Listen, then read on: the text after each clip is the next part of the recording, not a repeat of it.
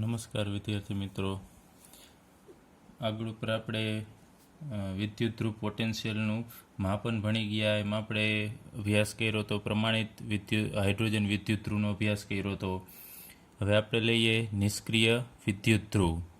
તો આપણે હાઇડ્રોજન વિદ્યુત ધ્રુવ જે ભણી ગયા એ ફરીથી અહીંયા લઈએ કે એની રચનામાં આપણે વાત કરી હતી કે અહીંયા એક પ્લેટિનમની પ્લેટ હોય છે અને એના ઉપર પ્લેટિનમ બ્લેકનું એક લેયર ચડાવેલું હોય છે. ત્યારબાદ અહીંયાથી હાઇડ્રોજન વાયુ છે પસાર કરવામાં આવે છે અને આ દ્રાવણની અંદર H+ હશે, એટલે કે 1 મોલર H+નું દ્રાવણ એટલે કે એસિડ હશે. આવી રચના છે. એમાં આપણે વાત કરી છે પ્લેટિનમ. તો પ્લેટિનમ અથવા તો ગોલ્ડ, એટલે કે પ્લેટિનમ અને ગોલ્ડ જેવી ધાતુઓ છે નિષ્ક્રિય વિદ્યુત ધ્રુવ તરીકે ઉપયોગી છે. જે સળીઓ હોય છે જેને જનરલી આપણે વિદ્યુત ધ્રુવ કહીએ છીએ, ત્યાં પ્લેટિનમ છે એ નિષ્ક્રિય વિદ્યુત ધ્રુવ છે. શા માટે આપણે એને નિષ્ક્રિય વિદ્યુત ધ્રુવ કહીએ છીએ? કારણ કે પ્લેટિનમ છે એ પ્રક્રિયામાં ભાગ લેતો નથી. તમને ખ્યાલ છે પ્લેટિનમ આપણે એની પ્રક્રિયા ભણી ગયા, એમાં પ્લેટિનમ ઇલેક્ટ્રોન મેળવતોય નથી ને પ્લેટિનમ ગુમાવતો પણ નથી. પરંતુ જે અહીંયા પ્રક્રિયા થતી હતી, આ હાઇડ્રોજન H+ છે એ ઇલેક્ટ્રોન આ બાજુથી આવીને જે ઇલેક્ટ્રોન મેળવે છે એ H+ મેળવે છે. એટલે કે ઓક્સિડેશન અથવા તો જે રિડક્શન પ્રક્રિયા થાય છે એના માટે માત્ર સપાટી પૂરી પાડે છે. એટલે કે ઓક્સિડેશન અને રિડક્શન પ્રક્રિયા જે થશે એ અહીંયા પ્લેટિનમની સપાટી ઉપર થાય છે. તેમજ એ ઇલેક્ટ્રોનના વહનને અનુકૂળ બનાવે છે. ઇલેક્ટ્રોન છે એ સરળતાથી અહીંયા પહોંચી જશે ને જે પ્રક્રિયા થશે એ અહીંયા પ્લેટિનમની સપાટી ઉપર અથવા તો ગોલ્ડ હોય તો ગોલ્ડની સપાટી ઉપર સરળતાથી થશે.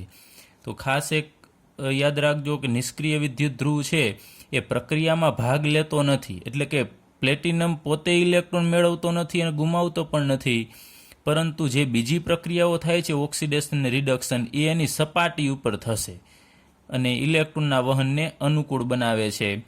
માનો કે આપણે લઈએ ચાનું ઉદાહરણ લઈએ. ચા બનાવવો છે તો આપણે એક સ્ટીલની એક તપેલી લઈએ, એની અંદર આપણે બધું દૂધ, ખાંડ આ બધું જે મિક્સ કરીએ છીએ તો ચા બનશે એ દરમિયાન આ જે તપેલી છે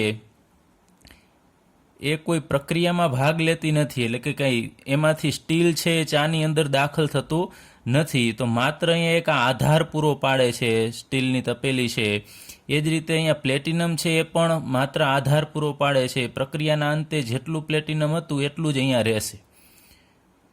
હવે એના ઉદાહરણમાં પ્લેટિનમ અને ગોલ્ડ જેવી ધાતુઓ છે. ત્યારબાદ તમારે મિશ્ર ધાતુનું ઉદાહરણ લેવું હોય તો સ્ટીલ છે એ પણ નિષ્ક્રિય વિદ્યુત ધ્રુવ છે. અને અધાતુમાં આપણે ઉદાહરણ લઈએ તો ગ્રેફાઇટ. તો આ ઉદાહરણ યાદ રાખજો. પ્લેટિનમ, ગોલ્ડ જેવી ધાતુઓ, સ્ટીલ જેવી મિશ્ર ધાતુ અને ગ્રેફાઇટ કે જે અધાતુ છે, આ બધા નિષ્ક્રિય વિદ્યુત ધ્રુવ છે. એ પોતે પ્રક્રિયામાં ભાગ લેતા નથી, પરંતુ બીજી પ્રક્રિયા ઓક્સિડેશન અથવા રિડક્શન થશે એની સપાટી ઉપર થશે. એનું ઉદાહરણ લઈએ આપણે પ્લેટિનમ ધરાવતા અર્ધકોષ. એમાં આપણે હાઇડ્રોજન અર્ધકોષ છે ભણી ગયા છે. હાઇડ્રોજન વિદ્યુત ધ્રુવ એ લઈએ.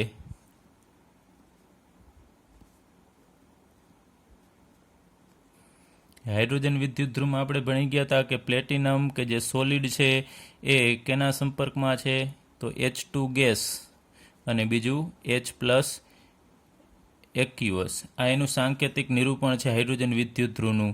આની અંદર જે પ્રક્રિયા થાય છે એ અર્ધકોષની પ્રક્રિયા આપણે લખીએ. એમાં અહીંયા દ્રાવણની અંદર રહેલો H+ છે એ જો અહીંયા બહારથી ઇલેક્ટ્રોન આવશે તો એ H+ છે ઇલેક્ટ્રોન લેવા પ્લેટિનમની સપાટી ઉપર જશે.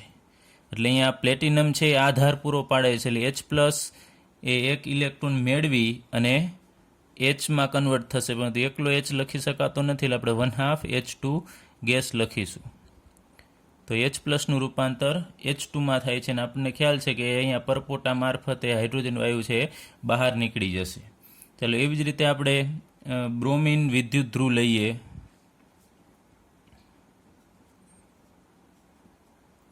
તો બ્રોમિન વિદ્યુત ધ્રુવમાં પણ પ્લેટિનમનો ઉપયોગ થશે. પ્લેટિનમ સોલિડ, ત્યારબાદ Br2 એક્યુઅસ અને Br- એક્યુઅસ. આમાં પણ એવું થશે કે જ્યારે ઇલેક્ટ્રોન આવશે ને અહીંયા જે બ્રોમિન હાજર છે એ અહીંયા આપણે 1/2 Br2 લખીએ. એટલે એકલો બ્રોમિન છે એ ઇલેક્ટ્રોન મેળવશે. તો બ્રોમિન ઇલેક્ટ્રોન મેળવી શકે છે તો Br ટુમાંથી આપણને આયન મળશે Br માઇનસ. તો આ જે અહીંયા પ્રક્રિયા થઈ, આ બંને પ્રક્રિયા છે એ રિડક્શન પ્રક્રિયા છે. આ પણ રિડક્શન પ્રક્રિયા થશે અને આ પણ રિડક્શન પ્રક્રિયા. તો આ બંને રિડક્શન પ્રક્રિયા છે અહીંયા પ્લેટિનમની સપાટી ઉપર થાય છે. તો અહીંયા પ્લેટિનમ હોય, ગોલ્ડ હોય, સ્ટીલ, ગ્રેફાઇટ, આ બધાને આપણે નિષ્ક્રિય વિદ્યુત ધ્રુવ કહેશું. ચાલો હવે આપણે પ્રમાણિત વિદ્યુત ધ્રુવ પોટેન્શિયલ છે એની અગત્યતા એક આપણે કોષ્ટક લેવાનું છે. તો આપણે વાત કરી હતી આગળ ઉપર કે પાઠ્યપુસ્તકમાં પેજ નંબર 71 ઉપર કોષ્ટક 3.1 આપેલું છે, એના વિશે થોડી આપણે ચર્ચા કરીએ. તો એમાં બધા જ જે ઘટકો છે અહીંયા સ્પીસીઝ છે એ સ્પીસીઝ ઇલેક્ટ્રોન મેળવશે તો એ ઇલેક્ટ્રોન મેળવવાની વૃત્તિનું એનું મૂલ્ય કેટલું છે એ આપણે રિડક્શન પોટેન્શિયલ E0 વડે દર્શાવીએ છીએ. તો અહીંયા કોષ્ટકમાંથી મેં અમુક આયનોની અહીંયા આપણે લિસ્ટ બનાવીને એની પ્રક્રિયા છે લખેલી છે. તેમાં સૌપ્રથમ તમને કોષ્ટકમાં સૌપ્રથમ ઉપર F2 ફ્લોરિન વાયુ આપેલો છે. F2 અહીંયા 2 ઇલેક્ટ્રોન મેળવશે તો એમાંથી 2F માઇનસ બનશે, એટલે કે એમાંથી આયન બને છે. એક બીજી વસ્તુ, અહીંયા આ electron F minus F electron મેળવેલા છે તો આનું રિડક્શન થયેલું છે. તો F માઇનસ છે રિડક્શન પામેલ સ્વરૂપ કહેવાય. યાદ રાખજો, ફ્લોરિને ઇલેક્ટ્રોન મેળવી લીધા છે એટલે એને રિડક્શન એનું કરી લીધું છે, તો આ રિડક્શન પામેલ સ્વરૂપ. તો અહીંયા એને ઇલેક્ટ્રોન નથી મેળવા તો એ એનું ઓક્સિડેશન પામેલ સ્વરૂપ થશે. પ્લસ N ઇલેક્ટ્રોન, એટલે જુદા જુદા જે આયનો છે અથવા કોઈ પણ સ્પીસીઝ છે એમાં ઇલેક્ટ્રોનની સંખ્યા અલગ અલગ હોઈ શકે, એટલે આપણે અહીંયા N ઇલેક્ટ્રોન વડે દર્શાવેલું છે. તો અહીંયા જે ડાબી બાજુએ અહીંયા તમે જે બધા આયનો અને સ્પીસીઝ જોવો છો એ બધા ઓક્સિડેશન પામેલ સ્વરૂપ છે, એટલે કાંઈ એને ઇલેક્ટ્રોન ગુમાવેલા છે અથવા એની કેપેસિટી ઇલેક્ટ્રોન મેળવવાની છે તો એને મેળવા નથી, એવા બધા ઓક્સિડેશન પામેલ સ્વરૂપ. અને આ બાજુની બધી જે સ્પીસીઝ છે એ બધા જ રિડક્શન પામેલ સ્વરૂપ છે. તેમાં બરોબર મધ્યમાં આપણે એક અહીંયા દર્શાવેલું છે 2H પ્લસ 2 ઇલેક્ટ્રોન, એટલે કે દ્રાવણની અંદર રહેલા 2H પ્લસ 2 ઇલેક્ટ્રોન મેળવશે તેમાંથી H2 ગેસ મળશે. આપણે પ્રમાણિત હાઇડ્રોજન વિદ્યુત ધ્રુવ છે એની આ પ્રક્રિયા અહીંયા લખેલી છે. તો એ H પ્લસ ઇલેક્ટ્રોન મેળવી H2માં કન્વર્ટ થશે. એના રિડક્શન પોટેન્શિયલનું મૂલ્ય અહીંયા તમે જોઈ શકો છો 0 છે. હકીકતમાં 0 નથી હોતું પણ આપણે વૈજ્ઞાનિકોએ એનું પોટેન્શિયલનું મૂલ્ય છે 0 સ્વીકારેલું છે કે જેની સાપેક્ષે આપણે બીજાના પોટેન્શિયલ છે મેળવી શકીએ છીએ.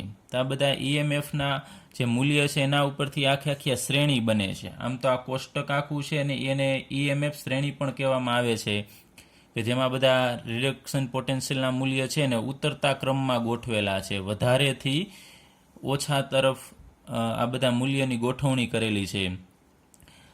તો સૌ પ્રથમ ઉપર F2 છે એનું મૂલ્ય 2.87 છે. ત્યારબાદ તમે નીચે આવો છો એમ આ મૂલ્ય છે એ ઘટતા જાય છે. તમે જુઓ છો 2.87, 1.81, 1.40, 0.80, 0.77 આ મૂલ્યમાં સતત ઘટાડો થતો જાય છે. અને લિથિયમ છે એનું મૂલ્ય છે -3.05 છે. હવે આપણે આ કોષ્ટક ઉપરથી અમુક પ્રકારની માહિતી છે મેળવી શકીએ છીએ. આ કોષ્ટક ઘણું બધું અગત્યનું છે. તેના ઉપરથી આપણે કઈ માહિતી મેળવી શકીએ એ આપણે જોઈએ.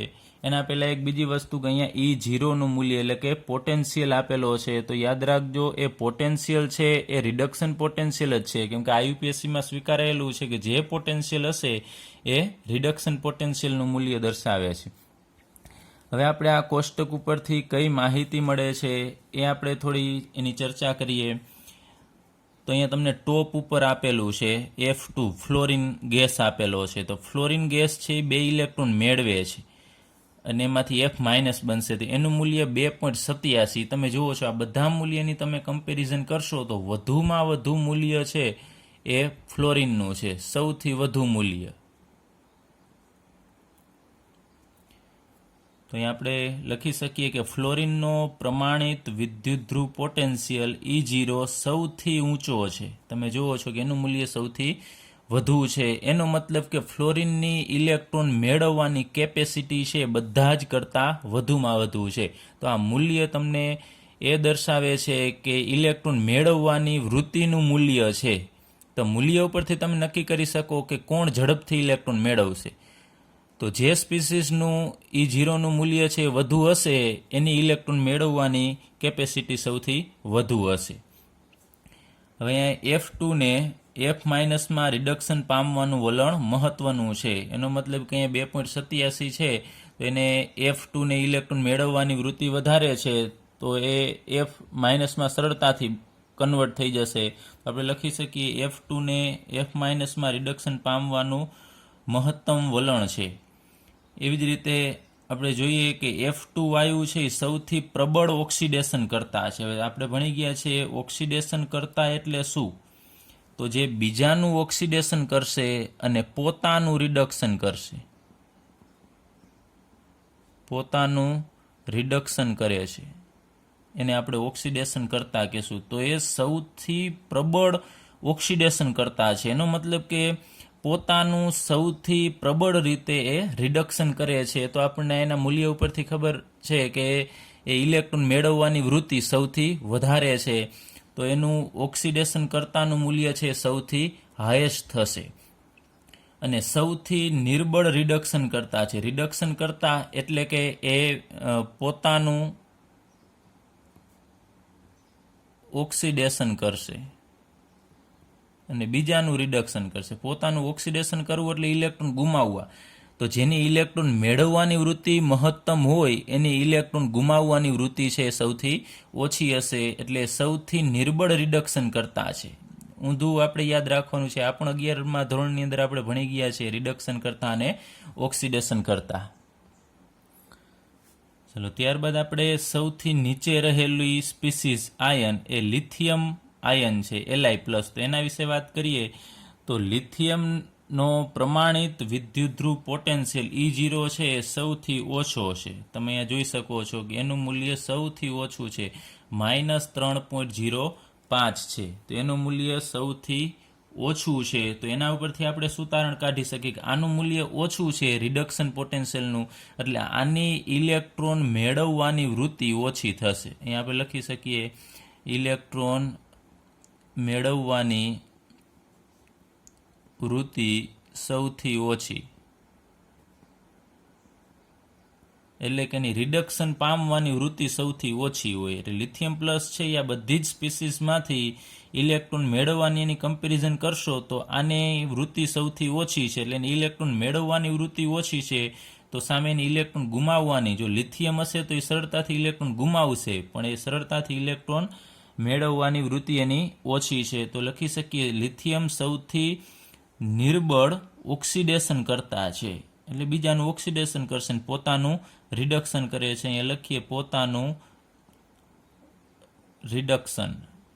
તો તમને ખબર છે કે આ રિડક્શનનું મૂલ્ય તો બધાથી ઓછું છે. પોતાનું રિડક્શન છે એ સૌથી ઓછી રીતે કરશે એટલે સૌથી નિર્બળ ઓક્સિડેશન કરતા થશે અને સૌથી પ્રબળ રિડક્શન કરતા એટલે બીજાનું રિડક્શન કરશે પોતાનું ઓક્સિડેશન કરશે.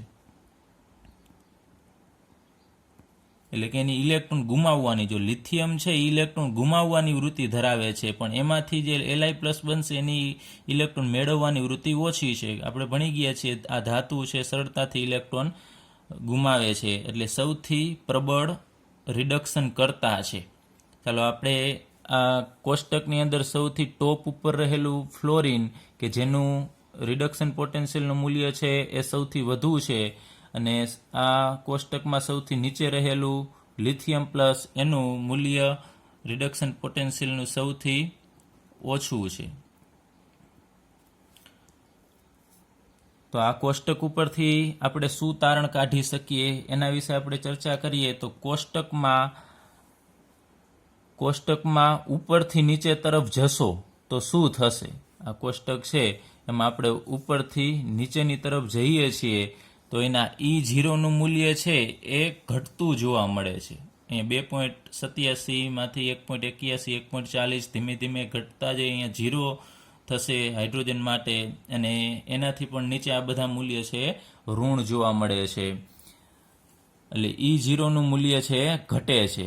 આ ઉપરાંત પ્રક્રિયાની ડાબી બાજુની સ્પીસીસ એટલે આની વાત કરે છે. આ આખી પ્રક્રિયા થશે એમાં ડાબી બાજુની આ જે સ્પીસીસ છે કે જે ઓક્સિડેશન પામેલ સ્વરૂપ છે એ સ્પીસીઝની ઓક્સિડેશન શક્તિ ઘટે છે. તો તમને ખ્યાલ છે અહીંયા કોષ્ટકમાં તમે જુઓ છો કે આ ફ્લોરિન છે એ સૌથી પ્રબળ ઓક્સિડેશન કરતા છે. તો આ આપણે અહીંયા જે લખેલું છે એ જોઈએ, ઓક્સિડેશન કરતાની પ્રબળતા વધે. તો નીચેથી તમે જેમ ઉપર જશો એમ ઓક્સિડેશન કરતાની પ્રબળતામાં વધારો જોવા મળે છે. તો સૌથી પ્રબળ ઓક્સિડેશન કરતા થશે ફ્લોરિન. ફ્લોરિન સૌથી વધુ પ્રબળ ઓક્સિડેશન કરતા છે અને લિથિયમ સૌથી ઓછો. તો તમે આના ઉપરથી અવલોકન કરી શકો કે ફ્લોરિન છે ઉપરથી નીચે તરફ જશો તો ઓક્સિડેશન કરતાની શક્તિ છે એ ઘટતી જશે.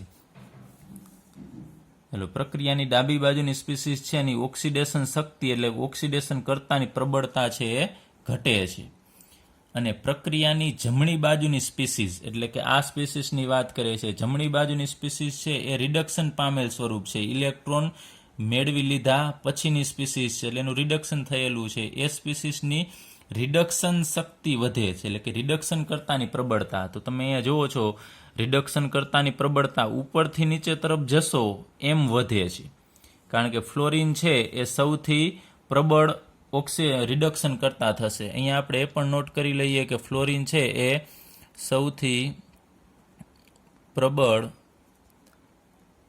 રિડક્શન કરતા છે અને ફ્લોરિન છે એ સૌથી નિર્બળ રિડક્શન કરતા છે. એક અહીંયા સૌથી અહીંયા આવશે નિર્બળ અને અહીંયા આવશે પ્રબળ. એટલે સૌથી પ્રબળ રિડક્શન નિર્બળ રિડક્શન કરતા ફ્લોરિન થશે. એટલે અહીંયા આપણે ઓક્સિડેશન કરતાની વાત કરી તો જે સૌથી પ્રબળ ઓક્સિડેશન કરતા હશે એ સૌથી નિર્બળ રિડક્શન કરતા હશે. અહીંયા ફ્લોરિન છે એ સૌથી પ્રબળ ઓક્સિડેશન કરતા છે અને અહીંયા આ જે નીચે લિથિયમ છે એ સૌથી નિર્બળ ઓક્સિડેશન કરતા છે.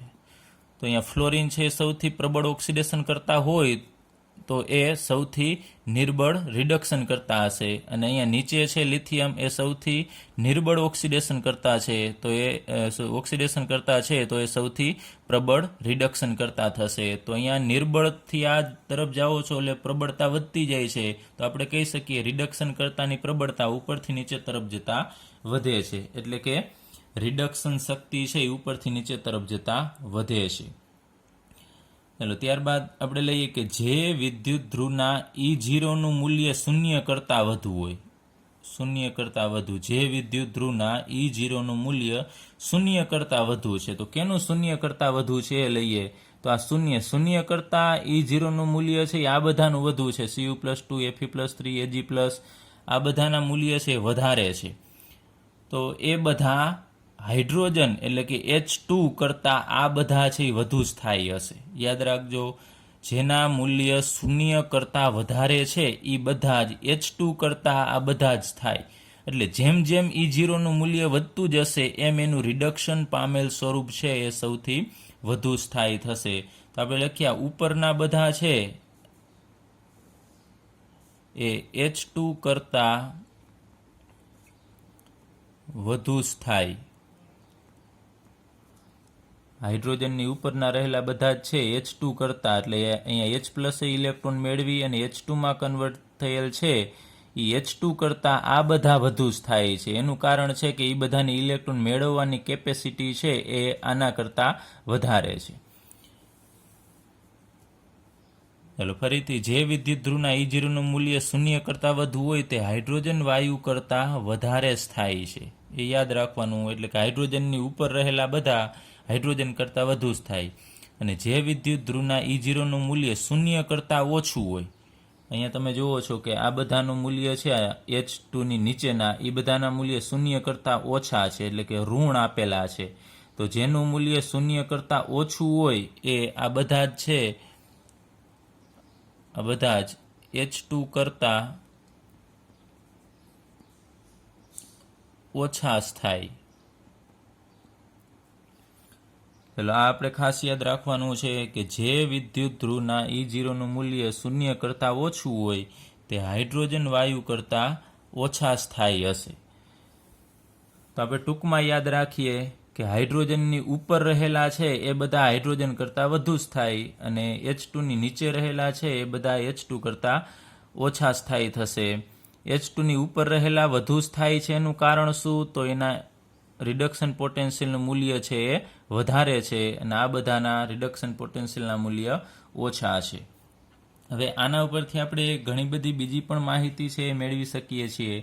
એના પહેલાં આપણે એક વિદ્યુત રાસાયણિક કોષ છે એની ઉપયોગિતા આપણે લઈ લઈએ કે વિદ્યુત રાસાયણિક કોષ છે એ કેમાં ઉપયોગી છે. તો એ દ્રાવણની pH નક્કી કરવા માટે ઉપયોગી છે. કોઈ પણ દ્રાવણ છે એસિડિક છે કે બેઝિક છે કે તટસ્થ છે એ આપણે આની મદદથી નક્કી કરી શકીએ છીએ. ત્યારબાદ દ્રાવ્યતા ગુણાકાર છે એ પણ આપણે આની મદદથી નક્કી કરી શકીએ છીએ. સંતુલન અચળાંક છે એ નક્કી કરી શકાય. ત્યારબાદ અન્ય ઉષ્માગતિકીય ગુણધર્મ છે એ પણ આની મદદથી આપણે મેળવી શકીએ છીએ. અને બીજું છેલ્લે પોટેન્શિયોમેટ્રિક અનુમાપનમાં આપણે આનો ઉપયોગ કરી શકીએ છીએ. એટલે અનુમાપનના પ્રયોગ આવે છે એની અંદર આપણે આનો ઉપયોગ કરી શકાય. હવે આ જે કોષ્ટક છે એમાં બધી જુદી જુદી જે સ્પીસીસ આપેલી છે એના આધારે આપણે કેનું ઓક્સિડેશન થશે કેનું રિડક્શન થશે એની માહિતી પણ આપણે મેળવી શકીએ છીએ. એના વિશે આપણે અભ્યાસ કરીએ. ચાલો હવે આપણે લઈએ અમુક માનો તમને બે અર્ધકોષ આપેલા છે. એક કોપરનો અર્ધકોષ છે અને બીજો ઝીંકનો અર્ધકોષ છે અને એના આપણને E0 રિડક્શન પોટેન્શિયલના મૂલ્ય આપેલા છે. અહીંયા Cu+2 Cu હશે એટલે રિડક્શન પોટેન્શિયલ સૂચવે છે કે Cu+2 માંથી Cu થશે એટલે એને ઇલેક્ટ્રોન મેળવવા પડશે. એટલે આ મૂલ્ય છે એ રિડક્શન પોટેન્શિયલનું છે. બંનેના તમને મૂલ્ય આપેલા છે. પછી એમ કહેવામાં આવે કે કોણ એનોડ તરીકે વર્તશે અને કોણ કેથોડ તરીકે વર્તશે. તો આપણે અહીંયા એના મૂલ્ય ઉપરથી કહી શકીએ આ બંને મૂલ્ય છે એ રિડક્શન પોટેન્શિયલના છે. તો કેનું મૂલ્ય વધારે છે? તો તમે અહીંયા જોઈ શકો છો Cu+2 Cu છે એનું આ રિડક્શન પોટેન્શિયલનું મૂલ્ય છે એ વધુ છે અને આનું મૂલ્ય છે એ ઓછું છે. તો રિડક્શન પોટેન્શિયલનું મૂલ્ય વધુ છે એ સૂચવે છે કે એનું રિડક્શન વધુ થશે. સરળતાથી એનું રિડક્શન થશે. ઇલેક્ટ્રોન ઝડપથી મેળવી શકશે અને આનું રિડક્શન ઓછું થશે. એટલે જો બંનેની કમ્પેરિઝન કરવામાં આવે કે બંનેને ઇલેક્ટ્રોન આપવામાં આવે તો Cu+2 છે એ સરળતાથી ઇલેક્ટ્રોન મેળવી શકશે Zn+2ના કમ્પેરિઝનમાં. તો એનો મતલબ કે જેનું મૂલ્ય વધુ હોય એનું રિડક્શન વધુ થાય. તો એકનું રિડક્શન થશે તો બીજાનું સામે ફરજિયાત ઓક્સિડેશન જ થશે. તો આનું રિડક્શન થશે તો રિડક્શન કયા વિદ્યુત ધ્રુવ પર થતું હોય છે એ તમને ખ્યાલ છે. તો એ કેથોડ ઉપર થશે.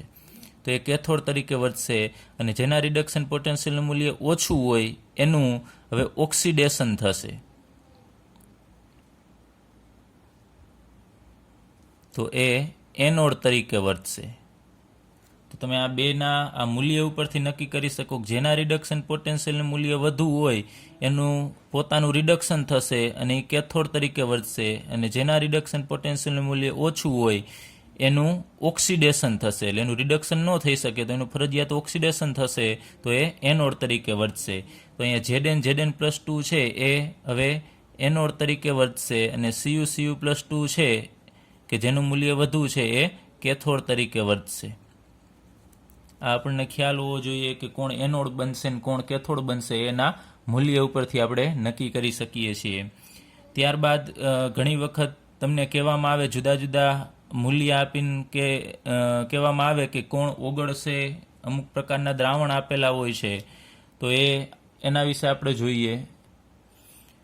ચલો હવે એક એક્ઝામ્પલ લઈએ. આપણી પાસે એક Cu+2નું દ્રાવણ છે. માનો કે એ દ્રાવણમાં CuSO4 છે, કોપર સલ્ફેટ છે અને એની અંદર આપણે ઝીંકનો સળિયો મૂકવાનો છે. તો કાંઈ પ્રોસેસ થશે કે નહીં એ આપણે જોવાનું છે. એટલે કે ઝીંકના સળિયાને કદાચ Cu+2ના દ્રાવણમાં મૂકીએ તો કંઈ પ્રોબ્લેમ થશે કે નહીં એ આપણે જાણવું હોય તો એના માટે આપણી પાસે રિડક્શન પોટેન્શિયલના મૂલ્ય હોવા જોઈએ. તો બંનેના આપણી પાસે રિડક્શન પોટેન્શિયલના મૂલ્ય છે. કોપરનું 0.34 અને ઝીંકનું છે -0.76. તો વધુ મૂલ્ય કેનું છે તમને ખ્યાલ છે Cu+2નું. તો જેનું મૂલ્ય વધુ હોય એનું રિડક્શન થશે અને જેનું મૂલ્ય ઓછું હોય એનું ઓક્સિડેશન થશે. હવે રિડક્શન થવા માટે આયન, અહીંયા ધાતુ માટે આયન હોવો જોઈએ, તો અહીંયા આયન છે. અહીંયા Cu+2 નું તમને ખ્યાલ છે કે રિડક્શન થશે. કેમ રિડક્શન થશે? કારણ કે એનું મૂલ્ય વધુ, જેનું મૂલ્ય વધુ એનું રિડક્શન થાય. અને ઝીંક છે એનું મૂલ્ય છે ઓછું છે, તો એનું ઓક્સિડેશન થશે. તો Cu+2 છે એનું રિડક્શન થશે, એનો મતલબ કે એને ઇલેક્ટ્રોન મેળવવાના થશે, અને ઝીંકનું ઓક્સિડેશન થશે એટલે એને ઇલેક્ટ્રોન ગુમાવવા પડશે. તો એવી પોઝિશન અહીંયા છે. તો અહીંયા ઇલેક્ટ્રોન છે, આ ઇલેક્ટ્રોન મેળવે અને આ ઇલેક્ટ્રોન ગુમાવે. તો એવી કન્ડિશન છે જ. અહીંયા ઝીંક પાસે ઇલેક્ટ્રોન હશે, ઝીંક પરમાણુ છે એ ઇલેક્ટ્રોન ગુમાવશે, 2 ઇલેક્ટ્રોન, અને એ ઇલેક્ટ્રોન છે આ Cu+2 છે એ મેળવી લેશે. તો એનો મતલબ ઝીંક છે એનું ઓક્સિડેશન થશે, તો ઇલેક્ટ્રોન ગુમાવશે એટલે એ ઝીંકમાંથી Zn+2 બનશે. આ ઝીંક છે ઇલેક્ટ્રોન ગુમાવશે એટલે Zn+2, અને એ દ્રાવણમાં જશે. તો ઝીંકનો સળિયો છે એ Zn છે ઓગળશે, એ ઓગળવા લાગશે. ઝીંકના પરમાણુ છે ધીમે ધીમે Zn+2માં કન્વર્ટ થતા જશે, અને ઝીંકનો સળિયો છે ખવાતો જશે અથવા તો ઓગળશે. અને સામે Cu+2 છે એનું રિડક્શન થશે, તો ઇલેક્ટ્રોન મેળવશે. તો ઇલેક્ટ્રોન મેળવીને આપણે આગળ ઉપર ભણી ગયા છીએ, કોપર સોલિડ બનશે અને એ સળિયા ઉપર જમા થતું જશે. તો અહીંયા કોપર છે એનું નિક્ષેપણ થશે, એટલે કે કોપર છે એ જમા થશે. તો જો ઝીંકનો સળિયો રાખવામાં આવે Cu+2ના દ્રાવણની અંદર, તો ઝીંકનો સળિયો ઓગળી જશે. પરંતુ આનાથી વિરુદ્ધ જો કન્ડિશન હોય તો શું થશે? આવું પણ આપણને પૂછી શકે MCQમાં, કે Zn+2નું દ્રાવણ લેવામાં આવે અને એની અંદર કોપરનો સળિયો મૂકવામાં આવે, તો શું થશે? આ દ્રાવણ છે, સેમ એ જ વસ્તુ, એ જ વેલ્યુ છે. તો Cu+2 છે એ કોપરનું મૂલ્ય છે એ 0.34 વધુ હોવાથી એનું રિડક્શન થશે. એનો મતલબ કે કોપર છે એને ઇલેક્ટ્રોન મેળવવાના થશે. તો અહીંયા તમે જોઈ શકો છો કે કોપર, માનો કે આપણે લઈએ કે કોપરને ઇલેક્ટ્રોન મેળવવા છે, અહીંયા Cu છે એ એના મૂલ્ય પ્રમાણે વધુ છે, તો Cuનું રિડક્શન થવું જોઈએ, આનું રિડક્શન. અને Zn+2 છે તો એનું ઓક્સિડેશન થવું જોઈએ. પણ તમે વિચારી શકો છો Cuનું રિડક્શન થવું એટલે એમાં ઇલેક્ટ્રોન મેળવવા. તો કોપર ઇલેક્ટ્રોન મેળવે તો Cu-2 થાય, જે તમને ખ્યાલ છે કે શક્ય નથી. એટલે કોપર તટસ્થ પરમાણુ છે એનું રિડક્શન થશે તો માઇનસ આયન બનશે. ધાતુ આયન ક્યારે માઇનસ હોતો નથી, એટલે આ શક્ય નથી. ત્યારબાદ તમે જુઓ છો કે Zn+2 છે એનું ઓક્સિડેશન, એટલે એને ઇલેક્ટ્રોન ગુમાવવા પડે. તો હવે એ જો ઇલેક્ટ્રોન ગુમાવશે તો એમાંથી માનો કે 2 ઇલેક્ટ્રોન ગુમાવે તો Zn+4 બને. તો ક્યારે Zn+4 પણ અસ્તિત્વ ધરાવતો નથી, એટલે કે એને પહેલેથી જ ઇલેક્ટ્રોન ગુમાવેલા છે, એ હવે ગુમાવી શકતો નથી, એટલે આનું ઓક્સિડેશન થશે નહીં. તો ઝીંકનું ઓક્સિડેશન ન થાય, સામે કોપરનું રિડક્શન પણ થશે નહીં. તો આ જે કન્ડિશન લીધેલી છે Zn+2ના દ્રાવણની અંદર કોપરનો સળિયો ડૂબાડેલો છે, તો કોઈ જ પ્રક્રિયા થશે નહીં.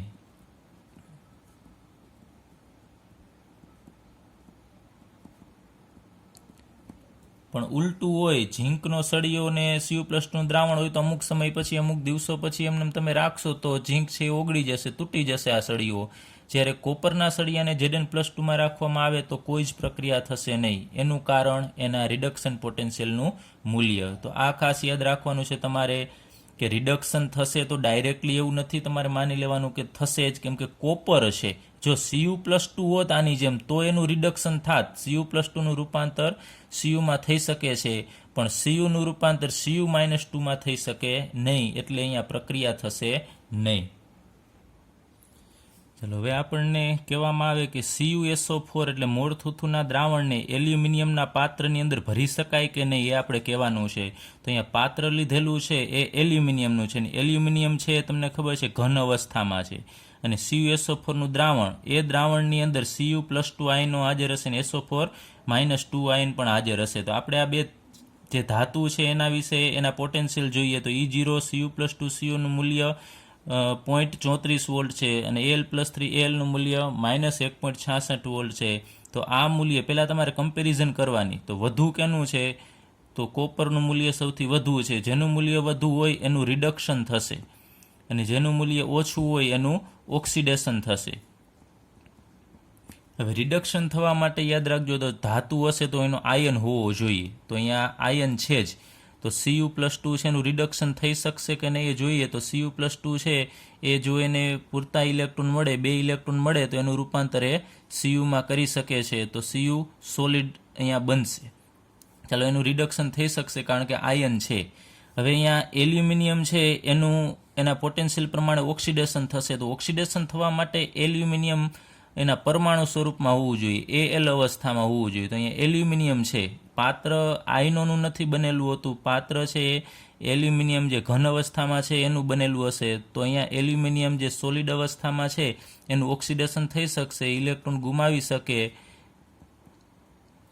તો અહીંયા તમે જોઈ શકો છો કે Cu છે એનું રિડક્શન થઈ શકશે અને એલ્યુમિનિયમ જે પાત્ર છે એનું ઓક્સિડેશન થઈ શકે છે. તો આ બંને પ્રોસેસ થશે તો એલ્યુમિનિયમમાંથી Al+3 બનશે. તો એલ્યુમિનિયમ આયનો છે દ્રાવણની અંદર જતા જશે અને Cu છે એનું Cu+2નું રૂપાંતર Cuમાં થશે.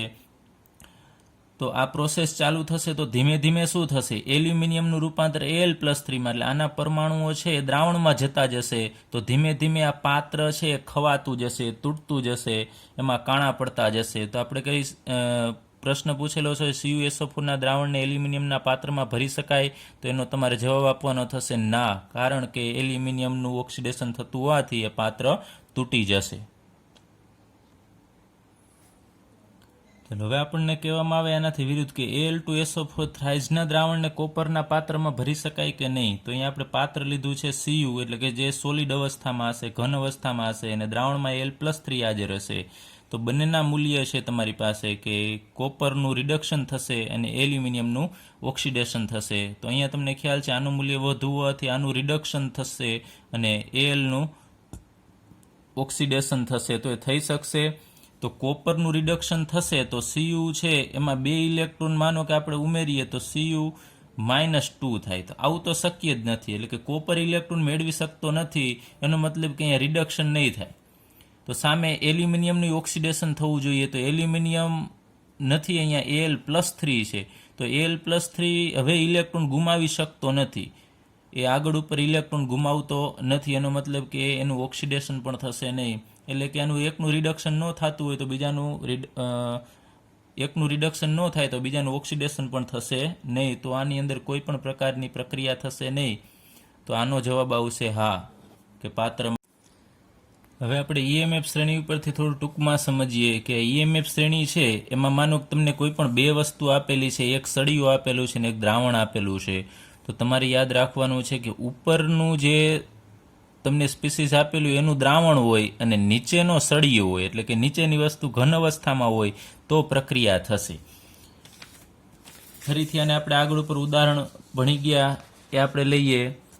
અહીંયા વાત કરી હતી કે ઝીંકનો સળિયો અને Cu+2 છે એનું આપણે દ્રાવણ લીધેલું હતું. તો આ બેમાંથી ઉપર કોણ છે? ઝીંક ઉપર છે કે Cu+2 ઉપર છે? તો તમે આ શ્રેણીમાં જોશો તો Cu+2 છે ઉપર છે, આ ઉપર છે. તો આનું દ્રાવણ હોવું જોઈએ અને ઝીંક છે અહીંયા નીચે છે, તો એનો સળિયો અથવા તો એ ઘન અવસ્થામાં હોવું જોઈએ તો પ્રક્રિયા થશે. તો આપણે અહીંયા આગળ ઉપર અહીંયા વાત કરી હતી એમાં ઝીંક ઓગળે છે, મતલબ કે અહીંયા પ્રક્રિયા થશે. પરંતુ એનાથી વિરુદ્ધ આપણે ઘટના ભણી ગયા હતા કે કોપરનો સળિયો લીધો હતો અને Zn+2નું દ્રાવણ લીધું હતું. તો જે અહીંયા Cu છે એ તમે જુઓ છો ઉપર છે આ શ્રેણીમાં. આ બેની કમ્પેરિઝન કરવાની, તમારે જે 2 વસ્તુ લીધેલી છે એની કમ્પેરિઝન આ શ્રેણીમાં કરશો. તો ઉપર Cu છે અને નીચે Zn છે, તો ઉપરનું દ્રાવણ હોવું જોઈએ, તો Cuનું દ્રાવણ હોવું જોઈએ, જે અહીંયા નથી, અહીંયા સળિયો છે એનો. તો કહી દેવાનું કે એમાં પ્રક્રિયા થશે નહીં.